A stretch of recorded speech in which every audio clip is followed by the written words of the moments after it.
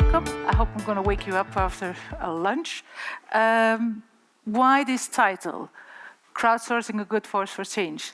Because I think there is much more to crowdsourcing than just sourcing good ideas. Great ideas are being able to source, but you're actually dealing with a crowd, and that crowd is changing. And it's that what we talk about, I'm going to talk about. But before I do that, I will just quickly explain to you what we do as Synthetron, so they have a kind of a feeling of the context of what we do. So you have a responsibility to steer your organization, but without knowing what people are really thinking, how can you take the right actions? It's like flying blind. Wouldn't it be great to have some honest feedback straight from the source that gave you the full picture and helped you make the right decisions? Synthetron does this for you by capturing the most important authentic opinions and ideas of the people that matter to your organization via a process we call evolutionary crowdsourcing. Participants discuss your key subjects in a real-time conversation from the comfort of their own computers or tablets. It's as easy for them as sending an instant message or a text. We know how to get the best feedback and ideas out of a social brainstorm, and you need to include everybody who matters. Of course, lots of people generate lots of ideas and opinions, so how do you pick out the best and most useful from all the noise? Synthetron brings together up to 1,000 participants in small overlapping groups, all contributing their best ideas and most honest opinions in a safe, anonymous environment. Ideas are filtered by the participants themselves when they rank each other's comments. Synthetron uses a clever algorithm behind the scenes to allow ideas that get support in their initial group to be seen by more people. That's the moment when the statement becomes a synthetron. The stronger comments and ideas spread to a bigger audience and gather momentum, just like a really funny joke quickly spreads between friends. The conversation is done in an hour, and what do you get at the end of it? You get a short list of the strongest ideas and opinions, something that will get you thinking straight away. You also get a longer list of all the synthetrons so you can see the whole span of the conversation, and a deeper analysis of the whole discussion to turn the insights into actions. Synthetron will help you listen to your audience, engage with their thoughts and opinions, and gain feedback that enables you to make the right decisions. Synthetron, crowdsourcing insightful actions. Okay, that kicked off a bit earlier than I expected, but as you can see, what we basically do is we help organizations to listen to large groups of people in 1 hour type of meetings. It's 100,000 people, and if you have 100 people in a meeting, they are online wherever they are, they join the conversation that is actually moderated, structured around a set of key questions, and they will, 100 people, exchange probably 2,000 ideas in 1 hour. That's a lot of data, that's a lot of information, but they will filter out the most important 100, 200 ones, question by question, or overall the questions. So that's what we do. What we solve in the crowdsourcing world is actually scale. You can scale up. We solve synthesis because you get a short list of ideas, and actually it's pretty engaging to do. Now, where we do it, I'm based in Belgium. I'm one of the co-founders. We are worldwide, have it in 14 languages, and mainly work for either corporate or organizations. And you see some of the names there, but it's big names and small names that oh, there's a slide gone. I just go back. It came. Okay, there it is. Sorry. Applications are typically a company is in a culture change. Culture change, somewhere on the board, somebody decides that there has to be a culture change, but what are these values about? Giving meaning to values, translating them into what to stop, what to do. It's around engagement, policy reviews, but a lot of it is actually corporations that are in change and want to keep the finger on the pulse and understand how the organization is doing. 1 hour conversations to get deep insights. Now, it flips very quickly, sorry. Before I go into telling you why I find this element of crowdsourcing great wisdom one thing, but actually that there's an incredible impact on the crowd so important, I'll just stand still a moment about wisdom, what it is about. Because you know all these pictures, I mean, an intelligent boy, a wise old man. In the middle, for all the ladies in the room, is Pallas Athene. She is the goddess of wisdom. The Greek knew what gender to choose. Wisdom is actually something different than intelligence. And when you're crowdsourcing wisdom, you're actually not calling upon intelligence, you're calling upon intelligence and experience. And the combination of that is actually what is giving wisdom. And you know Jeff Ho, you know Surowiecki. Oops, this goes quick. Okay. You know Jeff Ho, you know Surowiecki. That's the wisdom of the crowds. I'm sorry, this is, every time I push it goes 2 times off. When we're talking about crowdsourcing wisdom, we had some conversations and great presentation from the Hero X people, where they are actually looking for insights, wisdom in the crowd, solutions that are somewhere there that people are creatively solving. The other part of crowdsourcing, and when Surowiecki wrote his book, it was a lot about that, is the capacity to estimate things, and markets are the biggest example. What I am talking about and what we are doing is actually conversational insights. It's actually having the wisdom out of the crowd, because the crowd goes to in the conversation and has a dialogue amongst each other, confronts ideas and find out together a new wisdom. And okay. Now, crowdsourcing wisdom, one thing, you get fantastic great ideas on how to move forward. But what is actually happening to the crowd? And there is actually quite a lot happening. And I'm going to show this to you. First of all, what the crowd is telling us that is happening. And secondly, how we can even measure that. Now, what is the crowd telling us that is happening? After 1 hour conversation, the first thing that comes up is a big thank you. Thank you that you were listening to me. And what is fundamentally the crowd is actually expressing as a feeling is kind of feeling respected. So suddenly you spent this hour and you feel respected because you genuinely think people were listening to you. That's not, Jesus. Yeah, because it's, okay. Now, one thing is feeling respected. The other thing is that instantly comes up. So it's great to read the ideas of others, and it's good to know that others have similar ideas, so people do not feel alone. But not only that, yeah. Our crowdsourcing is anonymous, and it's an incredibly important element to avoid groupthink, to create a safe space for people to speak up, and that's for people a very important thing. So they feel respected, not alone, safe, yeah. And in this confrontation of ideas, something happens. So you feel things, but also you are kind of having to express yourself, giving the answers to the questions that we're asking, seeing the ideas of others that you have to vote, and something happens in your head. You're going through a cognitive process and you're learning. People basically say, hey, I learned something here. Yes, we go to the next one.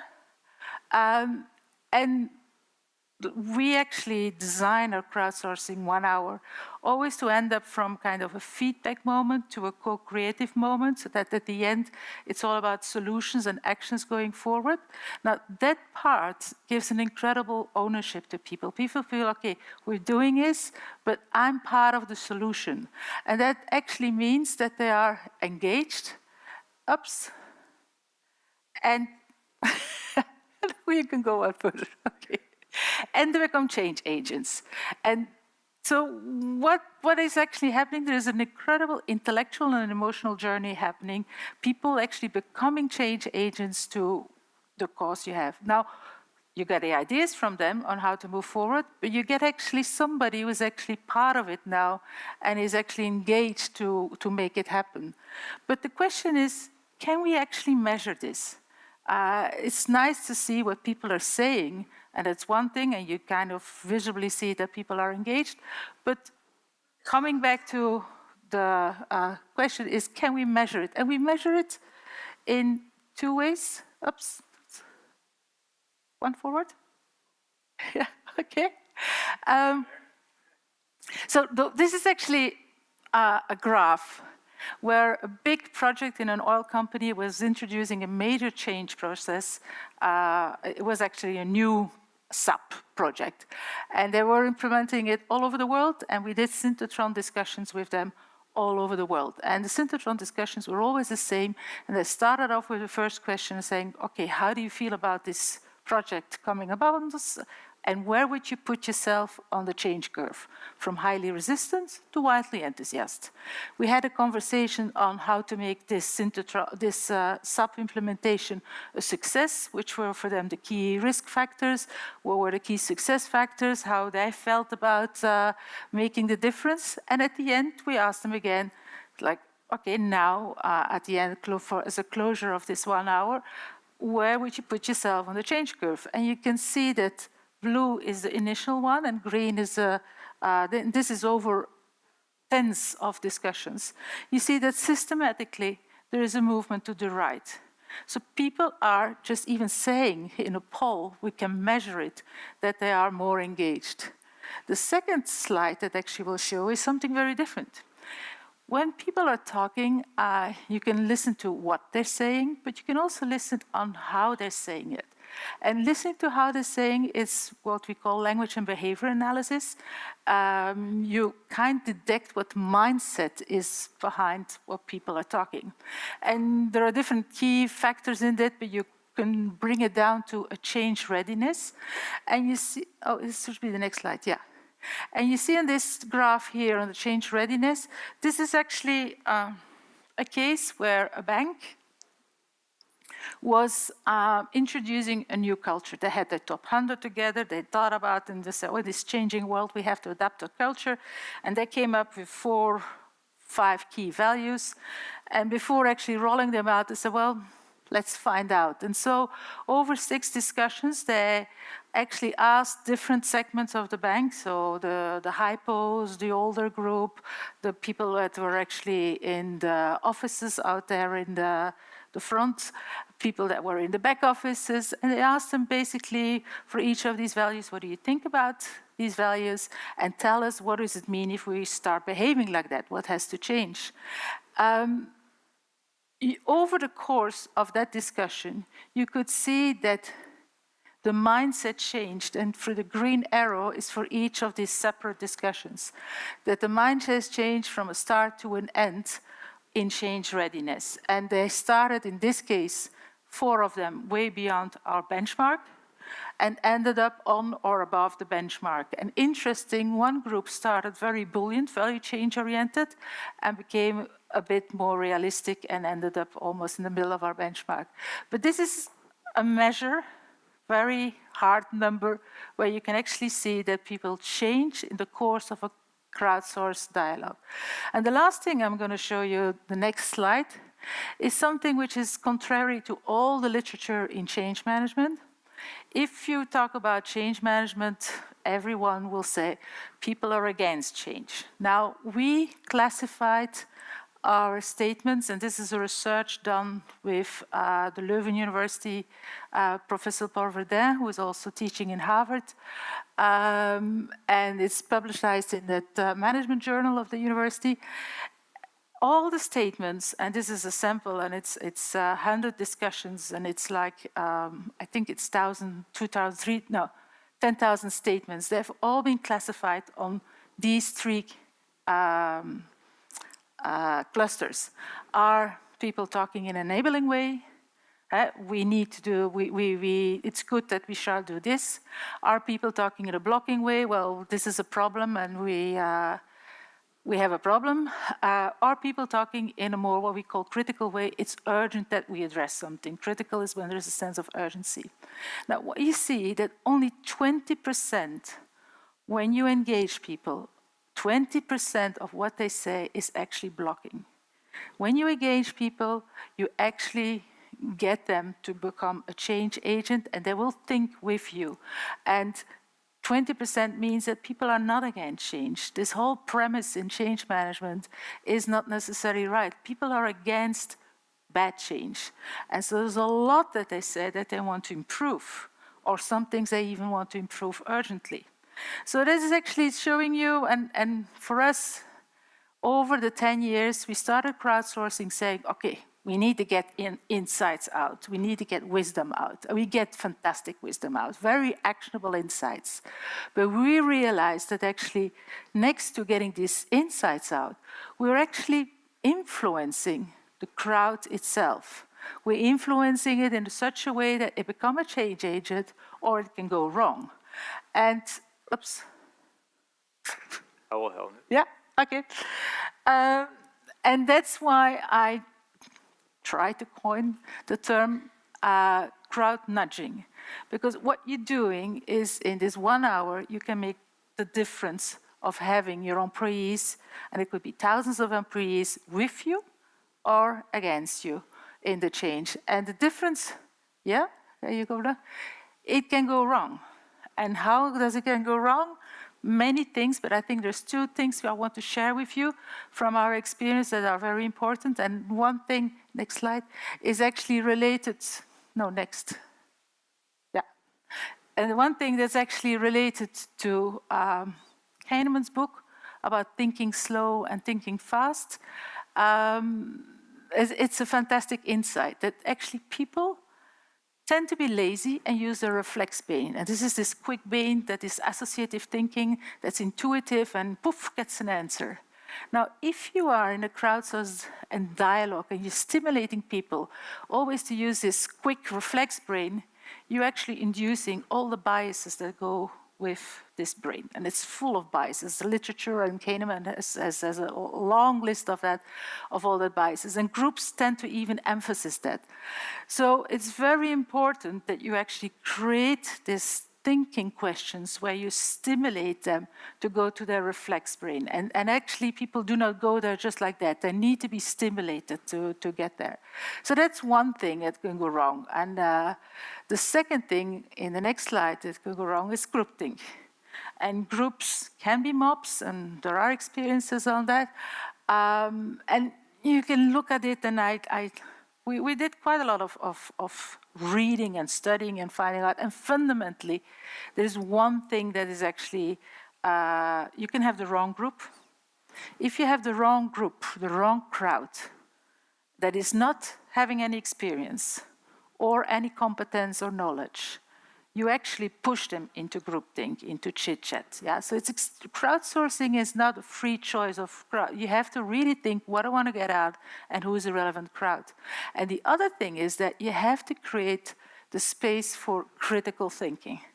Critical thinking and critical voting. Critical thinking, it means that you need to stimulate their slow thinking brain, but you also need to create a safe space to be critical and a safe space to vote critically to other people. And so, if I come to the next slide, you can, we're a great believer in crowdsourcing, influencing the crowds. And it's part of our objectives every time. To do it, you need to design and set it up well. And set it up well is, as I said to you before already, it's all about having the right crowd, the right process, and the right attitude. And I'll come back to that attitude a bit later. The other thing that you actually have to do, and what we've learned, is that in a conversation of an hour, you bring a group somewhere. And it's a journey, and that journey needs to be curated very well. And you curate that journey very well by starting them to being grounded, being like, okay, go back to your experience, go back to this topic. Get them from feedback into co-creation and into conclusions. End up with advice or priorities or something like that. Make it easy. Don't start immediately talk about you, what are you gonna do? No, it's like, the company, it's we, it's you. You kind of create an environment so that people feel comfortable. And focus. Make sure you're not asking the wrong question and spend 10 minutes wasted of you, but maybe also 1,000 people, 10 times 10 minutes wasted of the company. So it's very, and then the last thing is respect. A crowd is a living thing. It's people. They think, they come back with answers, and they may say something which is totally unexpected for you and maybe very relevant. Listen and adapt, and don't say, hey, yeah, I want to ask that question. No, the crowd is actually pretty busy with something. Also, we have what we call a heartbeat.